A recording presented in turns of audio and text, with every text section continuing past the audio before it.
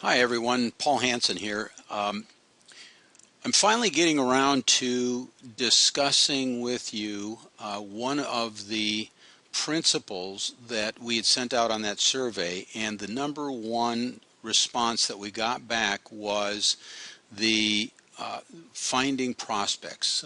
That seemed to be forefront in almost everyone's mind as really a critical issue for them in building their business, whether it's finding prospect clients or prospective health coaches. So in this video, I want to address this is the highest ranked skill in the minds of most of our health coaches as far as building your business, and that is finding prospects.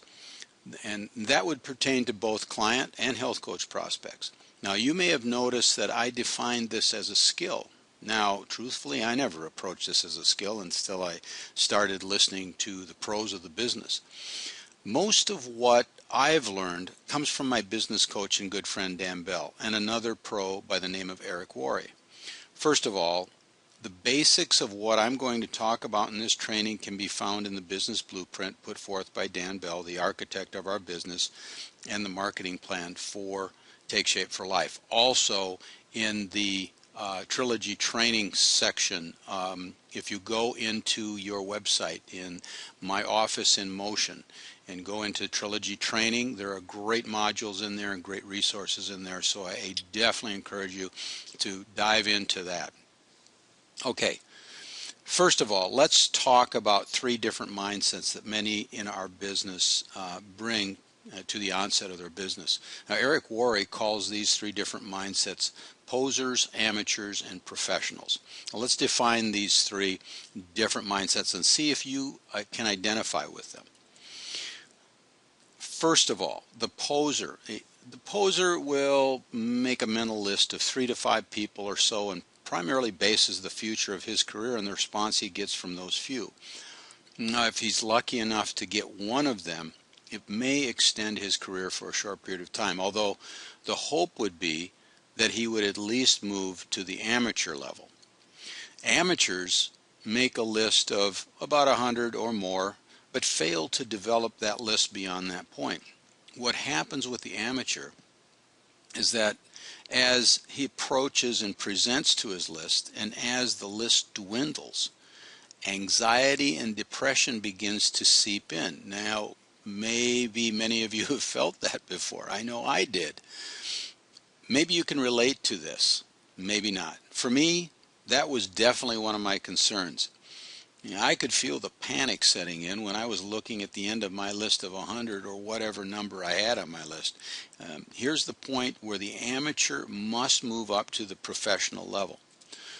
Professionals approach finding prospects as a core skill, as part of the job. Now really, doesn't that make sense? You know, I know some of you, like me, know that some people definitely have a leg up on the prospect list. You know those people who have influence over hundreds of people, like health professionals, for instance, and you may be listening to this. You may be a health professional out there. But think about it. When you started out as a health professional, their individual businesses, they too had to do some form of prospecting to grow their list of clients or patients. Get the word out. Ask for referrals. You know, they really had to work on that. So we are truly in the same business. We need to mine that, and this is part of the professional mindset in prospecting.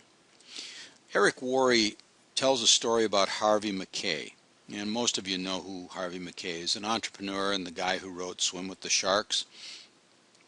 When Harvey was 18 years old, his father sat him down and said, "Harvey, from this day forward, I want you to write down the contact information of every person you meet and find a creative way to stay in touch." Now, he's done that for over 60 years. Imagine that. Today, his list of people totals over 12,000.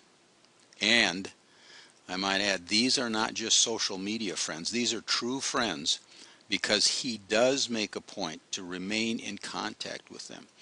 Do you think Harvey Mackay has a little bit of influence in whatever he does? Yeah, you bet. So if you want to master this skill of finding prospects, there are 4 steps to master. These 4 steps are core in business building, because it goes without saying that the core of our business is people. Okay, step one, make a list. Make a list and make it as comprehensive as possible. Everyone you can think of goes on that list. It doesn't matter if you think they're a prospect or not. There's a reason for this that I'll explain later. So where can you find names? Well, here's a clue. How about your cell phone directory? How many names do you have there? Need a memory jogger? Look at the business blueprint that's that you've got in your kit. You'll be surprised how many people you can put on your list. Do not prejudge anyone. If they're 90 years old, put them on your list. If they're 18 years old, put them on your list. If they're your worst enemy, put them on your list. The reason I say this is that as you empty out your mind with this list, as you write down certain people, it will bring thoughts to other people in their circle that you might know, and so on. Now, it's not necessary that you prospect everyone on your list, but it is important to have everyone you can think of on your list. Step two. This is called the second degree of separation. As we mentioned earlier, as you think of people, you may think of other people that you may know. Now, here we want to take it a step further and think about all the people that you have on your primary list, and now think about the people that they know. These can be people that you don't necessarily know but know of. So let's put them on your list. Don't worry about what you're going to do with this list, not at this point at least. Just keep building it. We'll discuss what we'll do with that in a little bit. And step three, constantly expand the list. This is why the professional calls his list the active candidate list, because it never stops growing. Professionals look to expand their list by at least 2 people per day. Now think about it. If you really focus on it, it would be easy to find 2 people a day to put onto your list. And that 2 people a day will turn into over 600 people in a year, over 3,000 people in 5 years. Think there might be just a few good prospects in those numbers? So this really isn't that hard when you think about it. You meet people every day, in line at the grocery store, on Facebook, other social media, just in public in general, shopping, and on and on and on. Now, as Harvey Mackay's father said, find a creative way to stay in touch. The idea here is not to jump in and smother them with information about your business or about our business, but to first grow a relationship. Show interest in them, and then they'll show interest in you. The professional raises his level of awareness to his surroundings and watches and engages people. I recently had someone approach me with a fundraiser that they were extremely passionate about, and I was taken by the enthusiasm of this person. So I made it a point to gather their contact info, because I found a person that I would really like to potentially have in my business. Now, will that happen for certain? No. But I have a new person on my list, and you never know where that contact will lead you. So expand your list daily. Step 4, network on purpose. So what do I mean by this? Well, it means simply get out into the world. As Mike Sims said, he's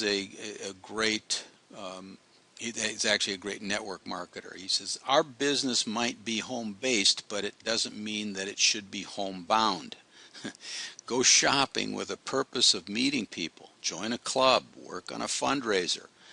Involve yourself with your church or community group.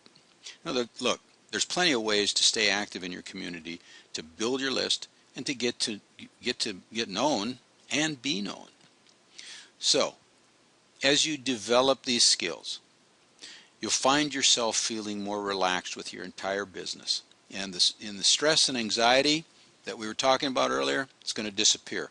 Because with such a big list, the people you can talk with will never end.